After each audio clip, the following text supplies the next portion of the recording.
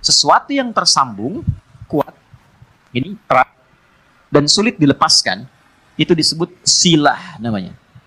Apa namanya? Silatun. Silah. Dari kata wasala, nyambung, erat. Pernah dengar ini? Silaturahim? Ya. Ketersambungan rasa kasih yang dalam, sehingga walaupun terpisahkan tempat dan keadaan, ia masih bisa merasakan itu dengan memberikan satu rasa yang dalam.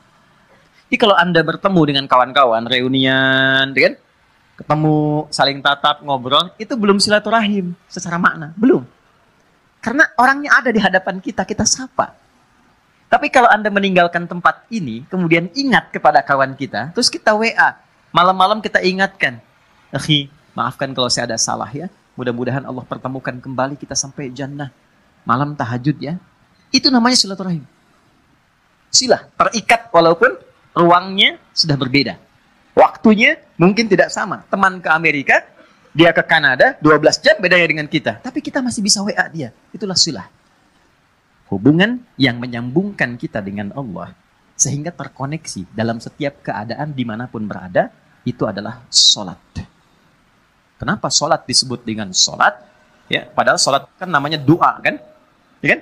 Tapi kenapa disebut dengan kalimat sholat? Untuk memberikan kesan ibadah ini melatih kita supaya terkoneksi dengan Allah secara erat dan kuat. Sehingga di setiap keadaan kita tersambung dengan Allah. Oke, teman-teman yang laki-laki nih. Anda punya koneksi dengan orang yang punya kedudukan. Gampang nggak pekerjaannya? Gampang. Ibu terkoneksi dengan Korlantas, lalu lintas gampang kan? Dikawal, kan? Anda punya koneksi dengan Allah. Apa yang sulit bagi Allah? Nih, kalimat mahal ya. Anda boleh catat ini. Mau bikin status juga silahkan. Terserah. Tapi yang penting status kita di hadapan Allah. Ada satu kalimat yang sangat mahal. Yang kalau kita punya ini, tentram kehidupan dunia. Kalimatnya singkat, cuma 3 kata. Aku punya Allah. Aku punya Allah. Ini kalimat yang mahal, yang jarang dimiliki sampai hari ini. Kenapa engkau begitu tegar? Padahal masalah rumah tangga kamu itu begitu pelik. Aku punya Allah. Aku yakin Allah pasti akan berikan solusi. Kamu kok kelihatannya biasa-biasa saja sih? Padahal kan kemarin pekerjaan kamu gagal. Aku punya Allah. Allah sudah ngatur rizki. Rizki aku sudah Allah tetapkan. Aku punya Allah. Kalimat ini yang mahal sekarang. Bilal itu saat dicambuk, suasananya terik. Ditimpa batu yang sudah dipanaskan. Ketika dicambuk sekali, kalimatnya irtad, murtad kamu. Jawabannya Allah, aku punya Allah. Saya tanya pada Anda, kalimat ini muncul nggak dalam setiap situasi? Nah, mungkin itu yang menyebabkan sering ada kegamangan, kegelisahan, pesimis, jatuh terlampau dalam. Punya Allah. Dulu semua orang bekerja itu merasa punya Allah. Mau disogok, ya seorang penggembala kambing itu diuji oleh Umar. Aku ambil ya, satu aku beli. Jangan, ya ini bukan punya saya. Bilang aja dimakan serigala. Pertanyaan cuma satu, fa'aina Allah. Terus Allah di mana? Aku punya Allah. Teman-teman, itu mahal sekali. Nah, sholat itu melatih kita untuk punya itu. Jadi kalau sudah selesai sholat, kita itu terkoneksi dengan Allah. Terkoneksi itu namanya zikir. Dzakaro, ingat. Ingat tuh, zikir tuh gini. Bukan diucapkan di lisan. Zikir itu diucapkan di lisan, tembus ke hati, lalu memberikan petunjuk kepada semua bagian tubuh kita. Itu zikir namanya. Jadi begitu disebutkan, ada getaran ke jiwa. Makanya kenapa pasca sholat ada zikir, khawatir setelah sholat belum nyambung. Ini yang dimaksud Quran surah keempat ayat 103. فَإِذَا قَضَيْتُمُ الصَّلَاةَ Maka jika Anda telah tuntas mengerjakan sholat, mungkin belum terkoneksi sepenuhnya dengan Allah. فَذْكُرُوا Maka cepat koneksikan dirimu dengan Allah. Nih, kenapa istighfar didahulukan sebelum subhanallah? 1 juta. Serius? 5 juta. Umroh lah tawaran terakhir tuh. Ini serius umroh, bintang 5. Waktu habis, udah. Waktu habis. Salah sendiri kenapa maju. Cepat. Karena boleh jadi saat sholat itu fokusnya kepada yang lain. Tidak terkoneksi dengan Allah. Lisannya Allahu Akbar, tapi di pikirannya handphone Hu Akbar. Ya, status di Instagram belum diupdate Hu Akbar. Ya, jemuran belum diangkat Hu Akbar. Makanya baru takbir Allahu Akbar, handphone tulalit tenonet. Nah, bisa dijawab dulu, halo, saya sedang sholat nih. Nah, belum nyambung. Makanya kita istighfar, khawatir saat sholat ada yang belum terkoneksi.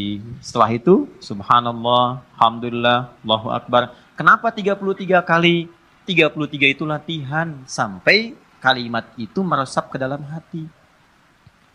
Subhanallah, subhanallah, subhanallah. Pertama masih di lisan. Yang ke-10 mulai masuk ke hati, mulai terasa. Mulai nangis, mulai enak, mulai tenang. Alhamdulillah. Alhamdulillah Allah kasih saya ibu. Alhamdulillah Allah kirimkan saya ayah. Alhamdulillah Allah kirimkan saya istri. Alhamdulillah Allah kirimkan saya suami, anak-anak. Alhamdulillah. Enak, sampai tenang. Sampai situ gak? Nah, sampai ujungnya kita merasa punya Allah. Kalau sudah merasa punya Allah, Allahu Akbar. Itu semuanya dah. Ini antum ya. Yang pengusaha pebisnis ya, ada ya. Saya nggak harus tanya angkat tangan lah. Ya. Kalau saya tanya Anda begini. Anda misalnya punya satu proyek nih. Nilainya 100 miliar. Oke? Tapi proyek itu membuat Anda tidak bisa sholat. Sisi lain, ada pekerjaan nilainya cuma 1 juta. Tapi Anda bisa menunaikan sholat dengan begitu nyamannya. Anda pilih mana? Yang pertama atau yang kedua? Cuma 2 pilihan, Anda nggak boleh pilih yang ketiga. Saya sudah bisa merasakan getaran-getaran itu.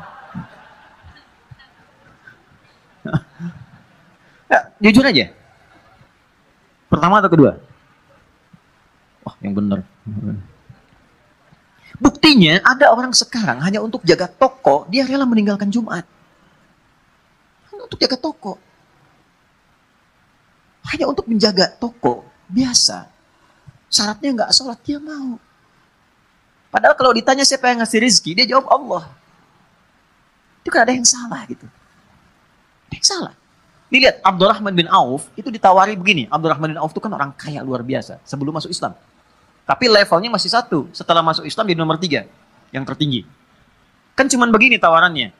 Kamu kalau mau ikut Muhammad SAW, semua aset kamu kami sita. Oke? Silahkan ikut. Dan gak boleh bawa apapun. Cuma baju yang melekat di badan. Gambaran orang-orang pada saat itu akan menempuh perjalanan kurang lebih 400 km. Lewat naik turun bukit, badai mungkin datang, gak akan selamat sampai ke Madinah. Di Yathrib saat itu. Berangkat. Anda kalau di posisi Abdurrahman bin Auf, ditawarkan demikian. Tawaran keduanya, tinggalkan ajaran Muhammad, tinggal di Mekah, kami angkat Anda menjadi hartawan terhormat dengan proyek nomor 1 di wilayah ini. Kalau Anda di posisi Abdurrahman bin Auf, silahkan ikut Nabi, tapi tinggalkan semua aset Anda 1 triliun. Bawa pakaian saja. Anda sudah bekerja 20 tahun, 30 tahun, dapat 1 T, tinggalkan itu ikut Nabi Muhammad. Yang belum tentu jelas di hadapan Anda kesuksesannya. Atau tinggal di kota Mekah, ambil hartawan terhormat nomor 1, semua proyek wilayah Bintaro Anda kuasai. Kalau Anda di posisi itu, Anda mau pilih mana? Nah, yang mau saya katakan, apa yang melatih seorang Abdurrahman bin Auf sehingga mengambil keputusan saya tetap ikut Nabi? Itu kan pertaruhan tinggi. Jadi iman itu teman-teman di atas segalanya. Punya Allah itu di atas segalanya. Jadi kalau orang kehilangan proyek, kehilangan job, tapi merasa punya Allah, itu nggak ada apa-apanya. Karena masih merasa punya Allah. Itu yang mahal. Jadi nggak bisa ditukar dengan masalah. Kalau Anda punya masalah seberat apapun, tapi Anda punya Allah, itu kecil. Ya, melatihnya nggak semudah yang diucapkan. Karena Abdurrahman bin Auf memilih untuk ikut, istrinya belum siap. Itu poinnya. Begitu diberikan pilihannya kepada istrinya memilih tinggal di Mekah. Tawarannya sederhana. Anda ikut seperti suami, berangkat dengan pakaian melekat, tinggal harta suami kami serahkan kepada Anda, dan silahkan pilih pria paling tampan di wilayah Mekah ini, kami fasilitasi pernikahannya. Ibu kalau di posisi itu, jangan lihat suami lah, sini aja. Kalau di posisi itu, ikut suami atau tinggal di Mekah? Kan pelan jawab suami. Kan? Kamu Anda yang nggak dilirik suami. Oke. Ternyata tinggal di Mekah. Ya, tapi karena keyakinan kuat dan merasa punya Allah, perhatikan, orang yang sudah mengkoneksikan dirinya dengan Allah dan punya Allah, maka Allah jawab. Ini yang dimaksud rumus Quran surah kedua di ayat 152. Fadhkuruni adzkurkum. Engkau terkoneksi denganku, menyebut namaku, selalu diartikan menyebut, padahal zikir. Engkau terkoneksi denganku, aku memperhatikan engkau. Jadi sebelum beliau berangkat, Allah sudah siapkan perangkat. Sebelum Abdurrahman bin Auf berangkat, Allah sudah siapkan perangkat di sekitar Madinah. Yang menyambutnya itu harus orang paling kaya di Madinah. Itulah hebatnya orang Madinah. Yang haus disambut oleh orang bawa minuman. Yang lapar disambut oleh orang bawa makanan. Orang yang menolong seseorang sesuai sifatnya disebut dengan ansor namanya. Oke. Jadi ada orang datang ke rumah ke RKM, Mas Dimas lapar nih, disambutnya oleh santri yang bawa makanan. Ya. Ada orang yang wajahnya kelihatan tuh murung, punya utang. Dan disambutnya oleh orang yang dari lazis, gitu kan? Nah, itu ansor namanya. Maka disambutnya oleh orang yang paling kaya dan digerakkan hati untuk mengatakan kalimat ini. Akhil karim, sami'tu annaka kunta ghaniya atau kama qala. Saudaraku yang mulia, aku dengar engkau pernah kaya. Lihat secara psikologi ya. Lalu jatuh fakir. Dia menyimpulkan begini, kalau pernah kaya dan kemudian turun statusnya, berarti kan ada pengaruh gaya dalam hidupnya. Berubah.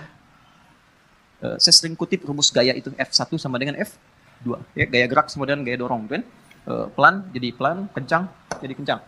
Kalau naik mobilnya angkot, kan turunnya juga menunduk, terus sedekah kan. Kalau mobilnya lebih bagus kan langsung begini, kadang-kadang nggak bisa buka pintu ya. Ya kan? F1 sama dengan F2. Tapi kan ada hukum Pascal di dalamnya.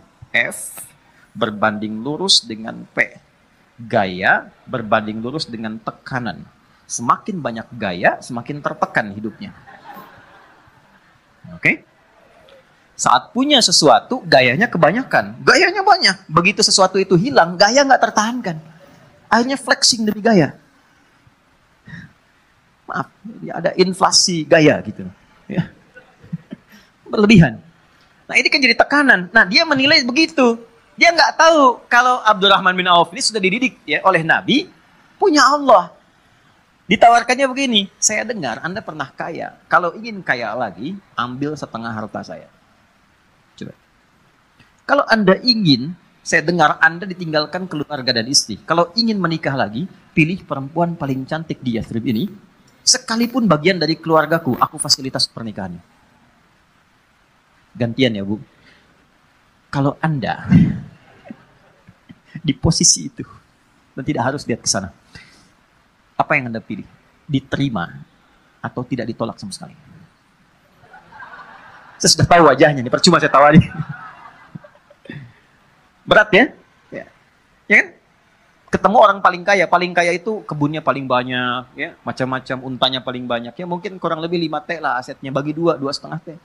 Tawaran pertama, di kesempatan pertama, ditawarkan 2, dijawab 2. Au kama qala jazakallahu khaira, arini ainal aswaq. Terima kasih, semoga Allah berikan pahala atas tawaran kebaikan Anda. Cukup tunjukkan padaku di mana pusat bisnisnya. Tuh. Beliau bukan anti untuk dapat materi atau menolak kebaikan, bukan. Ingin menunjukkan saya punya Allah dan saya akan buktikan rasa memiliki saya dan rasa punya Allah itu melebihi atas apa yang Anda tawarkan. Cuma butuh waktu 1 tahun sampai 2 tahun jadi orang paling kaya di kota Madinah itu.